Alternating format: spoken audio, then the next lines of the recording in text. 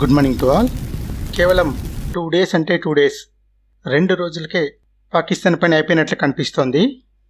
India Pakistan మధ్య యుద్ధ వాతావరణాన్ని చల్లార్చడానికి యునైటెడ్ స్టేట్స్ ఆఫ్ అమెరికాను మధ్యవర్తిత్వం వహించాల్సిందిగా పాకిస్తాన్ ప్రాధేయపడుతోంది, కాళ్ళవేళ పట్టుకుంటోంది.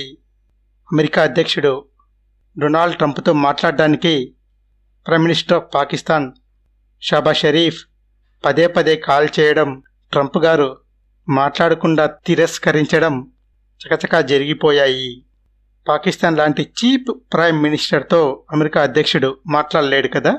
సో అందుకే అమెరికా ఫారెన్ సెక్రటరీకి పాకిస్తాన్తో మాట్లాడే బాధ్యతలు అప్పగించినట్లు కనిపిస్తుంది. అందుకే అమెరికా ఫారెన్ సెక్రటరీ పాకిస్తాన్ అఫీషియల్స్తో మాట్లాడుతూ ప్రాంతీయ స్థిరత్వం కోసం కృషి చెయ్యాలి అని, సమస్యను చర్చల ద్వారా పరిష్కరించుకోవాలి అని సూచించారు. పనిలో పనిగా 2 దేశాలు తమ మధ్య నెలకొన్న ఉద్రిక్త పరిస్థితులను తగ్గించుకోవడానికి కృషి చెయ్యాలి అని, అందుకు అమెరికా సహాయం చేస్తుందని కూడా ఒక స్టేట్మెంట్ ఇచ్చి సైలెంట్ అయిపోయారు. ఇక్కడ పాకిస్తాన్ ఎత్తుగడ ఏంటంటే అమెరికా మధ్యవర్తిత్వాన్ని కోరి ఆర్థిక సహాయం పొందాలి అని స్కెచ్ గీసింది. అయితే ట్రంప్ అడ్మినిస్ట్రేషన్ ముందు ఈ పాచికలు పారలేదు. మరోవైపు గత 2 రోజుల నుండి మన భారతదేశంపై ప్రగల్భాలు పలుకుతూ వరుసగా డ్రోన్ దాడులు, మిసైల్ దాడులు రాత్రిపూట చేస్తోంది. మన భారతదేశ anti drone missile defence system అత్యంత పటిష్టంగా ఉండడంతో మన బార్డర్స్ దాటి పాకిస్తాన్ డ్రోన్స్ కానీ మిసైల్స్ కానీ లోపలికి రాలేకపోతున్నాయి. గాలిలో పిట్టల్ని కాల్చినట్లు డ్రోన్స్, మిసైల్స్ పేలిపోతున్నాయి. ఈ దృశ్యాలను చూసి పాకిస్తాన్కి కళ్ళలో నీళ్లకు బదులుగా రక్తం కారుతోంది. భరించలేని పాకిస్తాన్ మన దేశ క్యాపిటల్ అయిన ఢిల్లీపై దాడి చేయాలని స్కెచ్ గీసింది. అందుకు అనుగుణంగా హతాఫ్-1 మిసైల్ను ఢిల్లీపై దాడి లక్ష్యంగా ప్రయోగించింది. ఇది బాలిస్టిక్ క్షిపణి. అయితే ఏంటి, మన ఆకాశ్ మిసైల్ హతాఫ్-1 క్షిపణిని గాల్లోనే పేల్చి పడేసింది. హతాఫ్ మిసైల్ను పాకిస్తాన్ బాలిస్టిక్ మిసైల్ అని భావిస్తోంది. కానీ దాని రేంజ్ మాత్రం 70 కిలోమీటర్లు లేక 43 మైల్స్. ఈ హతాఫ్ శ్రేణి మిసైల్స్ని 1992లో రూపొందించింది. ఇందులో భాగంగా హతాఫ్-1A మిసైల్ని కూడా పాకిస్తానే రూపొందించింది. దీన్ని 1995లో రూపొందించక దీని minimum firing range 100 kilometres are 62 miles. దీన్ని పాకిస్తాన్ ఢిల్లీ టార్గెట్గా ప్రయోగించినప్పటికీ ఆకాశ్ మిసైల్ డిఫెన్స్ సిస్టమ్ గాల్లోనే పేల్చివేయడంతో పిట్టల్లా దాని శకలాలు హర్యానాలో రాలిపడ్డాయి. పాకిస్తాన్ తన మిత్ర దేశాలైన తుర్కియే, చైనా దేశాల నుండి డ్రోన్లను తీసుకుని మరీ మన భారతదేశంపైకి దాడికి దిగుతోంది. మన భారతదేశ యాంటీ డ్రోన్ సిస్టమ్ గాల్లో పేల్చేసిన డ్రోన్స్లో అత్యధికం టర్కీ నుండి దిగుమతి చేసుకున్నవే. కొన్ని చైనాలో తయారైన డ్రోన్స్ కూడా ఉన్నాయి. వీటిపైన విచారణ జరపాల్సిన అవసరం ఉంది. కారణం ఏంటంటే ఇవి ఎప్పుడూ కొన్నవా, లేక యుద్ధ పరిస్థితుల నేపథ్యంలో హడావిడిగా టర్కీ, చైనా దేశాల నుండి పాకిస్తాన్ దిగుమతి చేసుకుందా, లేక మన భారతదేశానికి వ్యతిరేకంగా ఒక కూటమిగా తయారై పాకిస్తాన్ను టర్కీ, చైనా దేశాలు సమర్థిస్తున్నాయా అన్న విషయం తేలాల్సింది.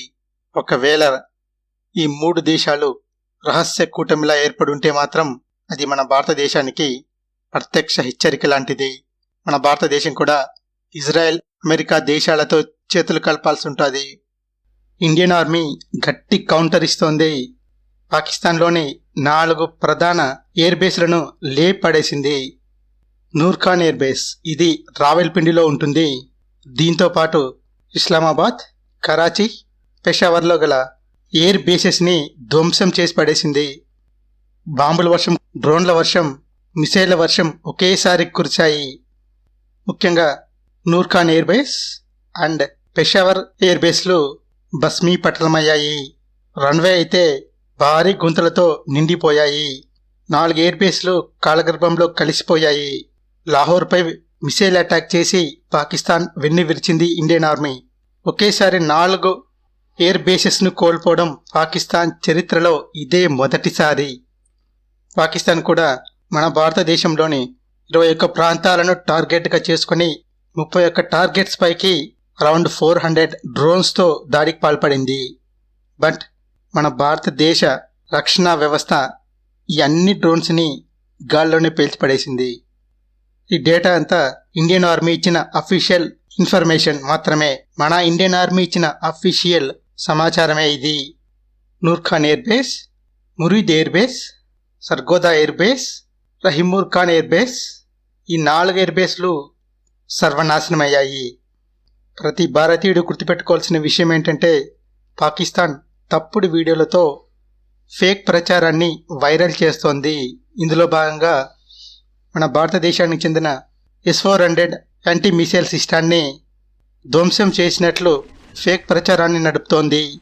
దీన్ని మన ఇండియన్ ఆర్మీ మన భారతదేశానికి ఎటువంటి నష్టం లేదని చెప్తూ తీవ్రంగా ఖండించింది. మిస్ఇన్ఫర్మేషన్తో పాకిస్తాన్ ఇన్ఫర్మేషన్ వార్ఫేర్కి దిగుతోంది. ఇండియన్ ఆర్మీ కేవలం ఉగ్రవాద సంస్థలు వాటి యొక్క ట్రైనింగ్ క్యాంప్స్ పైనే టార్గెట్ చేయగా పాకిస్తాన్ ఆర్మీ మాత్రం మన భారతదేశ సామాన్య ప్రజలపైన, వారి నివాసాలపైన దాడి చేస్తోంది. ఐక్యరాజ్యసమితి అంతర్జాతీయ చట్టాలకు పూర్తిగా విరుద్ధం. ఇందుకు పాకిస్తాన్ ఖచ్చితంగా భారీ మూల్యం చెల్లించుకోవాల్సి వస్తుంది. ఇండియన్ ఆర్మీ ఎక్కడా పాకిస్తాన్ సాధారణ పౌరులపైన, వారి నివాసాలపైన దాడి చేయడం లేదు. పాకిస్తాన్ మాత్రం భారీ స్థాయిలో డ్రోన్స్తోనూ మిసైల్స్తోనూ మన భారతదేశ సార్వభౌమాధికారం పైన దాడి చేసే విధంగా స్ట్రాటజీని రూపొందించుకొని పదే పదే దాడులు చేస్తోంది. మన భారతదేశం రష్యా నుండి కొనుగోలు చేసిన S-400 యాంటీ మిసైల్ సిస్టమ్, దాంతోపాటుగా పూర్తిగా స్వదేశీయంగా తయారైన ఆకాష్ స్వల్ప శ్రేణి మిసైల్ రక్షణ వ్యవస్థలో మన భారతదేశాన్ని పాకిస్తాన్ డ్రోన్స్ మిసైల్ నుండి పూర్తిగా రక్షణ కల్పిస్తున్నాయి, గాల్లోనే పేల్చిపడేస్తున్నాయి. మన దేశ గగనతల రక్షణ వ్యవస్థను పటిష్టం చేస్తున్నాయి. ఇక్కడ ప్రతి భారతీయుడు చేయాల్సిన అతి ముఖ్యమైన పని ఏంటంటే మన ఇండియన్ ఆర్మీ ఇచ్చిన అఫీషియల్ సమాచారాన్ని మాత్రమే నమ్మండి. పాకిస్తాన్ వైరల్ చేస్తున్న ఫేక్ ఇన్ఫర్మేషన్ను ఎట్టి పరిస్థితులను విశ్వసించకండి. పాకిస్తాన్ ఇంకా సెకండ్ వరల్డ్ వార్ లాగా కేవలం సాంప్రదాయ యుద్ధాన్ని మాత్రమే ప్రస్తుతం చేస్తోంది. కానీ మన భారతదేశం మాత్రం కేవలం ప్రతిదాడికి మాత్రమే పరిమితం అవుతోంది. పూర్తి స్థాయి యుద్ధానికి ఇంకా దిగలేదు. హైటెక్ వార్ఫేర్ అంటే ఏంటో పాకిస్తాన్కి అస్సలు తెలియదు.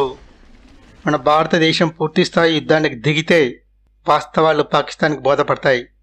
పాకిస్తాన్ అనే దేశం కాళ్ళగర్భంలో కలిసిపోయి ఎన్ని కొత్త దేశాలు అవతరిస్తాయో త్వరలోనే తెలుస్తుంది. Thank you for watching this video.